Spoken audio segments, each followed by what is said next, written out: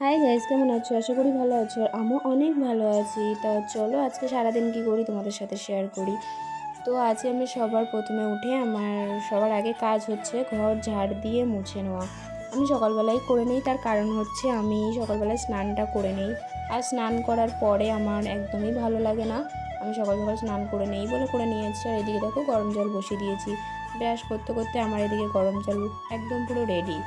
ঠান্ডা পড়ে গেছে ভাই, একটু গরম জল না করলে তো সর্দি কাশি তো লেগেই যাবে।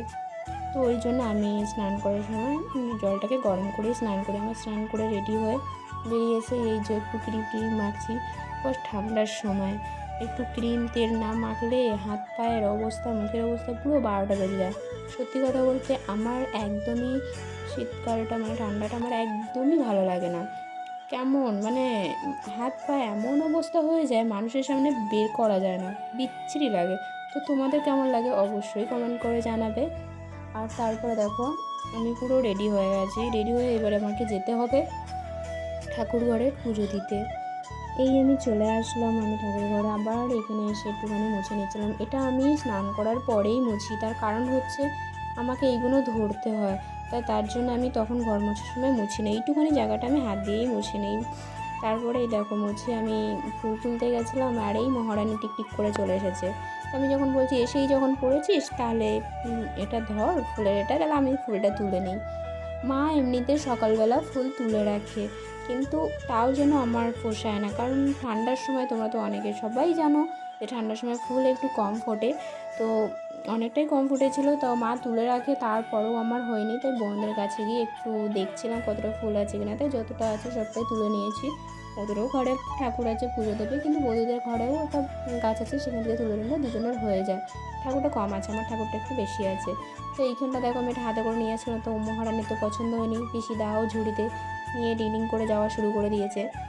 মানে একদম পুরো পণ্ডিত, সকালবেলা হলেই চলে আসবে, মানে কারোর কোনো কথা শুনবে না। কে তুই কে মানে কিছু কারোর কথাই একদম কান দিতে ও রেডি না।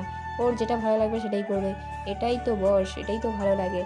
তো যাই হোক, তারপরে আমি বাড়িতে এসে ঠাকুরের থালা বাসন আমি এগুলো ভালো করে পরিষ্কার করে নিয়েছি, ধুয়ে মুছে পরিষ্কার করে নিয়ে। আর ও ছিল ক্যামেরার পেছনে, আর দেখো কেমন দুষ্টুমি করছে। তো যাই হোক আমার পুরো কমপ্লিট। তারপর আবার চলে এসেছি আমি ঠাকুর ঘরে পুজো দিতে। আর একটা আসনে ভাই দুজন কি বসা যায় তোমরা বলো? তো ও কেন শুনবে আর আমিও কেন শুনবো? যাই হোক এই নিয়ে ঝগড়াঝড়ি করতে করতে এই চলে এসেছি। বাবাকে আবার একটু আমি মাখাচ্ছি ঘি আর মধু। সোমবারের মালিক হচ্ছে বাবা ভোলেনাথ। তো দেখো সুন্দর করে ঘি মধু মাখিয়ে আমি স্নান করে দিচ্ছি। এটা আমি রোজই করি, তো আজকের একটু ভালো করে করছিলাম। তো দেখো আমি সুন্দর করে স্নান করিয়ে দিয়েছি। শুধু আমি বলে কথা না, এটা সবাই করে, বাবাকে ঘি মধু দিয়ে স্নান করায়।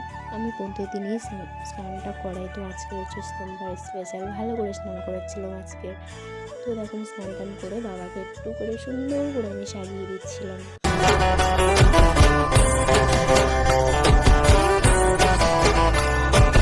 तू पिता है मेरा और तू ही रहेगा, मेरी हर गलती को तू हंस कर सहेगा।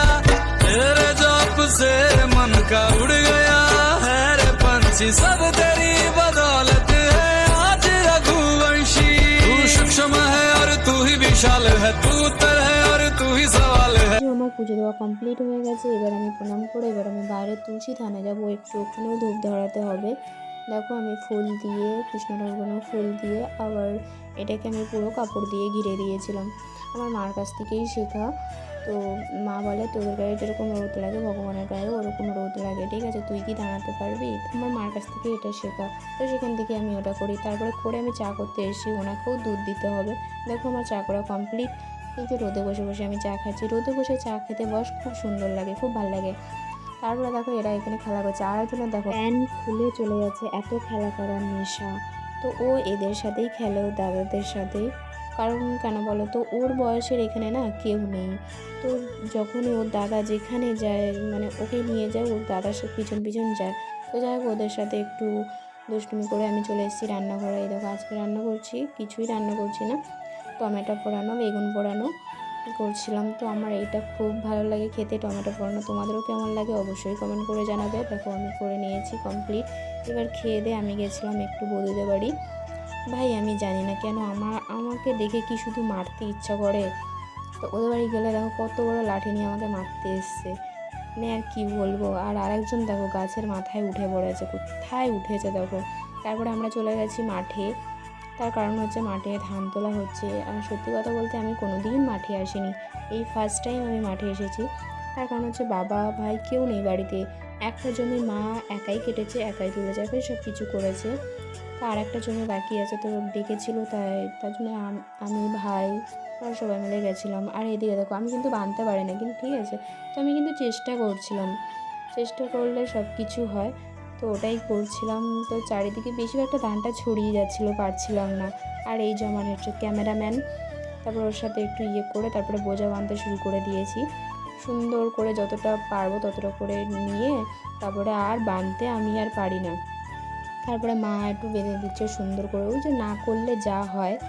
তো মা সুন্দর করে টাইট করে বেঁধে দিয়ে আমার মাথায় তুলে দিয়েছে। ভাই রে ভাই, কি ভার, না বইলে না করলে যা হয়। জানি না যারা মাথায় করে নিয়ে বয় তাদের কিভাবে বয় আমি বলতে পারবো না, বাট অনেকটা ভার, অনেক কষ্ট হচ্ছিল। মানে মনে হচ্ছে না মাথায় আমি কী একটা নিয়ে নিয়েছি। তো যাই হোক, ওই গল্প করতে করতে আমি চলে এসেছি আমার বাড়িতে। দেখো ধান আমি আর ভাই ফেলে দিয়েছি, আবার চলে যাচ্ছে। আর এই দেখবে এর গলায় যে দড়িটা আছে না, তো ও সুন্দরভাবে আসছিল।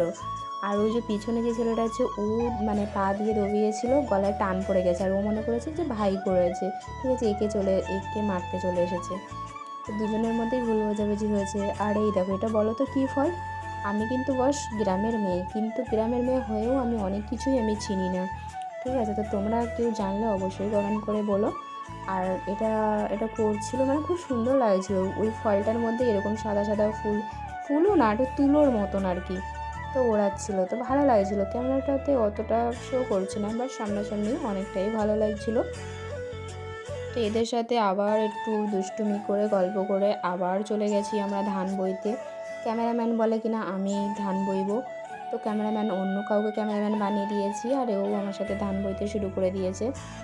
আর একজন দেখো বোঝা ছেড়ে, হাত ছেড়ে দিয়ে বোঝা ধরেছে, একদম শুয়ে পড়েছে। বস এরম করলে হবে না। তো ওদের জানি না, ওদের গা হাতে চুলকাচ্ছে না, কেন আমার কিন্তু প্রচুর চুলকাচ্ছিল। তো অনেক কষ্ট হয়ে গেছে, কষ্ট সাইডে রেখে আবার চলে গেছিলাম আমরা বাগানে জল দিতে। তার কারণ হচ্ছে আলু বাগানে জল দিতে গেছিলাম। আমাদের যেই দিকটা লাগানো হয়েছে মাটিটা অনেকটা শুকনো, এর আগে আমি জল দিয়েছিলাম একা একা, তো অতটা হয়নি ভালো। তাই এবারে আমি আর ভাই একদম মেশিন হয়ে গেছি দুজনে মিলে, মানে একটা লাইনে মানে এক বালতি করে জল ঢেলে দিয়েছি। মানে তুললেই তো ছাড়বো বস, এত সহজে তো হাল ছাড়বো না। তো আমি আর ভাই লেগে গেছি, দেখো কতটা বেশি বেশি করে জল দিচ্ছি, না বেরোতে হবে না। বাঙালি বস, আলু তো থাকতেই হবে। কারোর বাড়িতে কিছু থাকুক না আর না থাকুক, তুমি আলুটা মাস্ট তুমি পাবে। তো দেখো পুরো বাগানটা আমরা পুরো কমপ্লিট করে ফেলেছি দিয়ে, খুব সুন্দর করে ভিজিয়ে দিয়েছি। এই দেখো কত সুন্দর করে ভিজিয়ে দিয়েছি, বেশি বেশি করে জল দিয়েছি, অনেকটা টাইম নিয়েছে। টাইম নিয়ে আমি আর ভাই মিলে করেছিলাম, এদিকটা আলু আর এদিকটা পেঁয়াজ। কত সুন্দর করে সব, মানে মাটিটা অনেকটাই শুকনো, ওই জন্য বেরোতে একটু দেরি হচ্ছে। বস অনেক কষ্ট হয়ে গেছে, আর ভালো লাগছে না। তো আজকের ভিডিওটা এই অবধি, কেমন লাগলো বলো। তো টাটা, সবাইকে ভালো থেকো, সুস্থ থেকো।